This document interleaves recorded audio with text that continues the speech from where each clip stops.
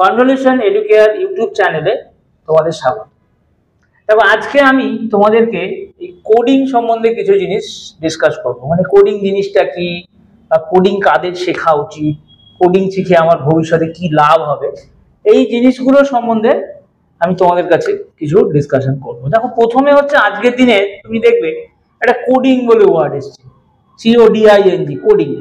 তো আমরা সকলেই প্রথমে ভাবি, দেখবে তোমাদের মধ্যে অনেকে যারা ধরো আজকে বিটেক পড়ছো, তারা ধরো অনেক সময়, বা ধরো যারা ধরো বিটেক ধরো ITCS পড়ছো, বা ঠিক আছে যারা ধরো অন্য যেমন ধরো মেকানিক্যাল ইলেকট্রিক্যাল নিয়ে পড়ছো, তাদের মধ্যেও একটা কিউরিসিটি বা একটা খুব জিনিস পাবে যে কোডিং শিখবো।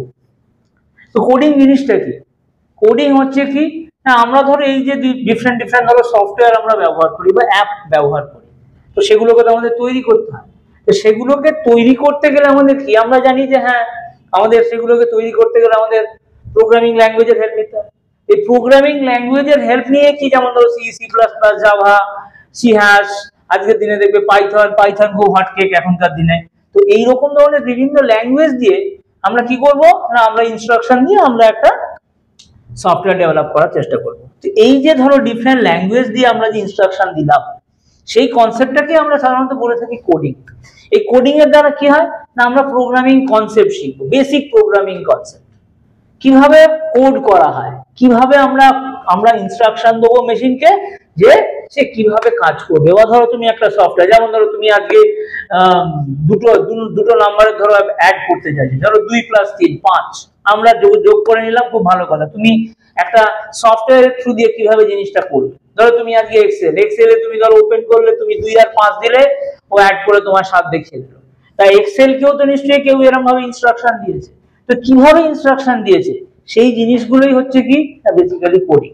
তো দেখো, এই কোডিং শেখা মানে হচ্ছে কি না, তোমাদের বিভিন্ন প্রোগ্রামিং কনসেপ্টস তৈরি করা, প্রোগ্রামিং ইনস্ট্রাকশনস এর দ্বারা আমরা কোড করি থাকি, বিভিন্ন ল্যাঙ্গুয়েজের মাধ্যমে আমরা সেগুলো দিয়ে থাকি। যেমন দেখো, ইঞ্জিনিয়ারিং লেভেলে যারা পড়ো, তাদের নিশ্চয়ই ক্লাসে তোমরা দেখবে সি বলে একটা ল্যাঙ্গুয়েজ পড়েছো, C++। তারপরে দেখো অনেক সময় তোমরা জাভা তোমাদের সিলেবাসে থাকে, অনেক সময় দেখবে এখনকার দিনে C#, পাইথন, এই ধরনের জিনিসগুলো সবই থাকে। তো বেসিক্যালি দেখো, এই সমস্ত জিনিসের দ্বারা আমরা যে সমস্ত ল্যাঙ্গুয়েজ গুলো ব্যবহার করে যে আমরা ধরো সফটওয়্যার বা অ্যাপ তৈরি করছি, তার মেন এবং বেসিক জিনিসটাই হচ্ছে কিন্তু কোডিং। সুতরাং কোডিং যদি আমি জানি, তাহলে কি হয় না, কোডিং শিখলে আমার সুবিধা দেখি না, আমি যে কোনো একটা ল্যাঙ্গুয়েজের থ্রু দিয়ে তুমি ধরো এই জিনিসটাকে তুমি একটা সফটওয়্যার বানালে এবং সেই সফটওয়্যারটাকে তুমি ইউজ করে দিলে। এবার তো প্রশ্নটা হচ্ছে কোডিংটা কোন ল্যাঙ্গুয়েজে সহজ হয়, কোন ল্যাঙ্গুয়েজ, দেখো সেরকম কিছু না, সব ল্যাঙ্গুয়েজে তুমি কোডিং ইউজ করবে। এবার এটা হচ্ছে তোমার প্রয়োজনীয়তার উপরে, তোমাকে কি ধরনের সফটওয়্যার ডেভেলপ করতে বলা হয়েছে, তুমি কি ধরনের সফটওয়্যার ইউজ করছো, সেই সফটওয়্যারকে তোমাকে কতজন ব্যবহার করবে, 50 জন না 2 জন না 1 লাখ না 1 কোটি না 100 জন ব্যবহার করবে, সেই সমস্ত জিনিসের উপরে নির্ভর করছে যে তুমি কোন ল্যাঙ্গুয়েজকে সিলেক্ট করছো এবং সেখানে কোডিং। তো সুতরাং কোডিং ব্যাপারটা কিন্তু তোমার C++ শিখতে গেলেও আছে, সিতেও শিখতে গেলেও আছে, তোমার জাভা শিখতে গেলেও আছে, তোমার পাইথন শিখতে গেলেও আছে। এবার কেউ কোডিংটা শেখে C এর মাধ্যমে, কেউ কোডিং থেকে C++ এর মাধ্যমে, কেউ কোডিং থেকে জাভার মাধ্যমে। তো এখনকার দিনে দেখো, যে কোনো তুমি ইন্ডাস্ট্রিতে, মানে ধরো সফটওয়্যার ইন্ডাস্ট্রিতে থাকতে গেলে তোমাকে স্বাভাবিক কথা একটু প্রোগ্রামিং এর নলেজ জেনে রাখা উচিত। তো প্রোগ্রামিং এর নলেজ জেনে রাখতে গেলে স্বাভাবিক কথা তোমাকে কোডিং শিখতে হবে। সুতরাং কোডিং শেখাটা আজকালকার দিনে কিন্তু প্রত্যেকের ক্ষেত্রে, যারা ধরো স্পেশালি সফটওয়্যার লাইনে কাজ করতে চাও, সফটওয়্যার নিয়ে ভবিষ্যতে পড়াশোনা করতে চাও, হায়ার এডুকেশন করতে চাও, সফটওয়্যার ডেভেলপ করতে চাও, তাদের ক্ষেত্রে কিন্তু কি কোডিং কনসেপ্ট আনাটা যে কোনো, এবার তোমাদের ব্যাপার, তোমরা যে কোনো C++, জাভা, পাইথন যে কোনো জায়গা দিয়েই এই কোডিং ব্যাপারটাকে তোমরা কভার করতে পারো। এটা কিন্তু আমাদের নতুন কিছু না, আজকের দিনে আমাদের কাছে কি একটা নতুন ওয়ার্ড এসে গেছে কোডিং। এটা কিছুই না, আগে আমরা যেরকম প্রোগ্রাম করতাম, প্রোগ্রামিং ল্যাঙ্গুয়েজের থ্রু দিয়ে আমরা যেমন মেশিনকে ইনস্ট্রাকশন দিতাম, এইটাকে আমরা আজকের দিনে এই কোডিং বলে করে থাকি, এবং এই কোডিং ওয়ার্ডটা আজকের দিনে খুব পপুলার।